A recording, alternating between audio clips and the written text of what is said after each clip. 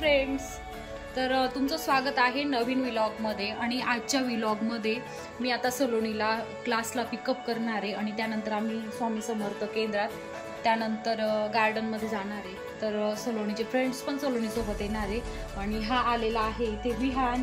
हाय विहान। हाय हाय कर। हाय। तू पण येतो ना आमच्यासोबत? हां ठीक आहे, चला आता परी पण येणार आहे आणि मग आता आम्ही सलोनीला घेऊ आणि मग कुठे जाऊ? केंद्रात जाऊ। कुठे जाणार आहे? केंद्रात। ठीक आहे। आणि आता त्यानंतर परी पण आली आहे। परी पण रेडी झाली आमच्या सोबत येण्यासाठी ना परी? चला आता आपण सलोनीला घ्यायला जाऊ आणि मग गार्डनला जाऊ। ओके, आम्ही आता पार्किंग मध्ये आलोय आणि आम्ही बाईकने चाललोय। आता सलोनीला आम्ही घेऊ आणि पुढे कंटिन्यू करू। आम्ही पोहोचलो इथे सलोनीच्या क्लासला आणि सलोनीचं पण शूट होतं।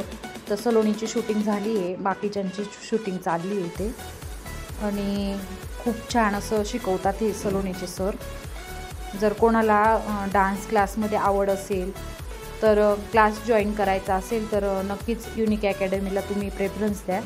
आणि ही युनिक अकॅडमी चर्चगेटजवळ आहे आणि सरांचे खूप छान छान असे सॉन्ग रिलीज पण झालेले आहे आणि सरांच्या क्लासमध्ये खूप छान अशी प्रॅक्टिस पण करून घेतली जाते।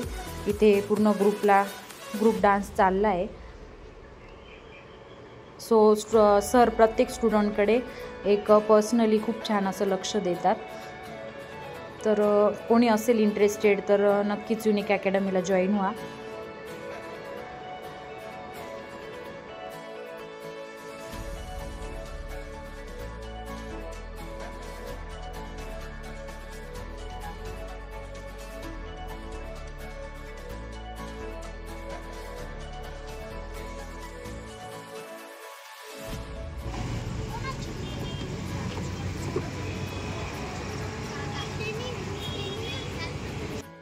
त्यानंतर आम्ही इथे केंद्रात पोहोचलो आहे आणि खूप छान असं गार्डन केलेलं आहे। इथे खूप छान झाडं लावलेले आहे आणि सायंकाळची वेळ असल्यामुळे खूप छान असं प्रसन्न वाटत होतं। इथे सलोनी ते नमस्कार करताय आणि आरती वगैरे झालेली होती केंद्रात। त्यानंतर आम्ही पोहोचलो।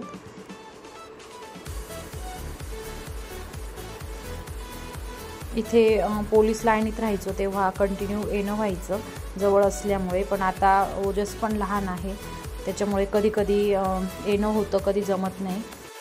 केंद्रात आल्यानंतर वेगळीच फिलिंग येते आणि स्वामींच्या फोटोकडे बघितल्यानंतर खूप छान असं वाटतं।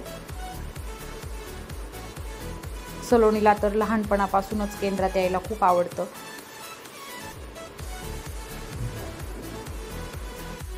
गाईज, आम्ही फायनली केंद्रात पोहोचलोय। वातावरण खूप प्रसन्न आहे केंद्रातलं, बघू शकता तुम्ही इथे।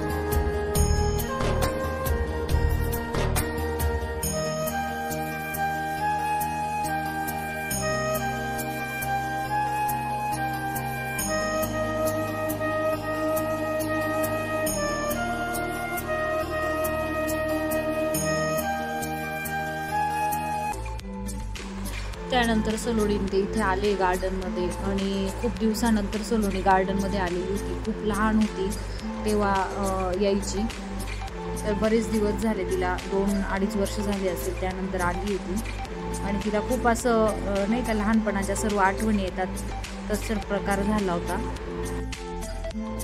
सलोनी ते गार्डनमध्ये खेळत होते आणि मी मस्त छानपैकी एका ठिकाणी निवांत बसून घेतलं आणि स्वामींचे कमी आवाजात खूप सुंदर असे केंद्रात गाणे चालू होते आणि थोडंसं शांत बसल्यानंतर खूप छान वाटलं.